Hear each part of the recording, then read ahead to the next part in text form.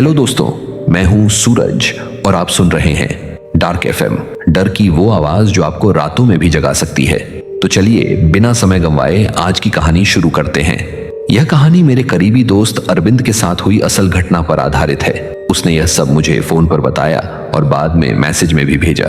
यह घटना पश्चिम बंगाल के पुरुलिया जिले के छोटे से गांव परेदीह की है। अब सीधे अरविंद के नजरिए से सुनिए। मेरा नाम अरविंद है। मैं पुरुलिया से बाहर कई साल से नौकरी कर रहा था। सब ठीक चल रहा था। फिर कुछ दिन पहले रात को अचानक एक फोन आया।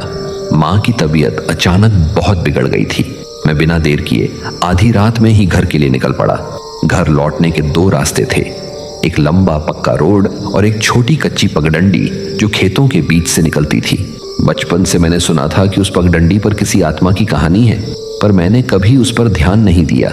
उस रात समय कम था, इसलिए मैंने छोटा रास्ता चुन लिया। रात बहुत शांत थी, हवा थमी हुई, सिर्फ झींगुरों की टन-टन और मेरे जूतों की आवाज सुनाई दे रही थी। धुंध भी छाई थी। लगभग 2 किलोमीटर चलने के बाद मेरे सामने कुछ सफेद कपड़ों में कोई खड़ा दिखा, लंबे खुले बाल और सिर थोड़ा झुका हुआ। मैंने सोचा शायद कोई गांव की महिला होगी। जब मैं आगे बढ़ा, वह भी मेरे ही तरफ बढ़ने लगी। उसके कदमों की आवाज नहीं थी, फिर भी मिट्टी पर उसके पैर के निशान बन रहे थे। मेरे दिल की धड़कन तेज हो गई। मैंने चलना तेज किया, पर तभी पीठ की ओर से एक फुसफुसाहट आई। रुक जा। मैं घबरा कर मुड़ा। वह ठीक मेरे पीछे खड़ी थी। चेहरा और आंखें काली सी, जैसे कोई खाली गड्ढा।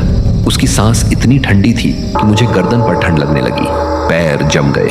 मैं कुछ समझ ही नहीं पाया। फिर अचानक मुझे याद आया कि माँ ने मुझे हनुमान चालीसा सिखाई है। मैंने जोर से हनुमान चालीसा पढ़नी शुरू कर दी। जैसे ही मैं पढ़ने लगा, उसने एक भयानक चीख और वहीं रुक गई। मैं पीछे मुड़ा। वह गायब थी। बस मिट्टी पर कुछ अधूरे चरणों के निशान दिखे और वे धीरे धीरे धुंध में मिल गए। मैं भागते भागते घर पहुंच गया।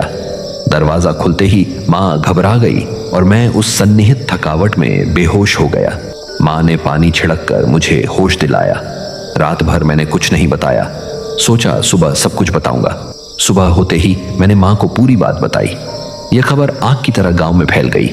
कुछ लोग पगडंडी पर गए जहां मेरे जूतों के निशान थे। उनके साथ ही किसी औरत के गीले पैरों के निशान भी थे, जैसे किसी ने मिट्टी पर अभी अभी कदम रखे हों। बस दोस्तों, अरविंद की यह कहानी यहीं खत्म होती है। अगर आपको यह कहानी पसंद आई हो तो चैनल को सब्सक्राइब करना और बेल आइकन दबाना न भूलें, ताकि अगली डरावनी कहानी की दस्तक आप तक सबसे पहले पहुंचे। मैं हूं सूरज। मिलते हैं जल्द ही एक और नई कहानी के साथ।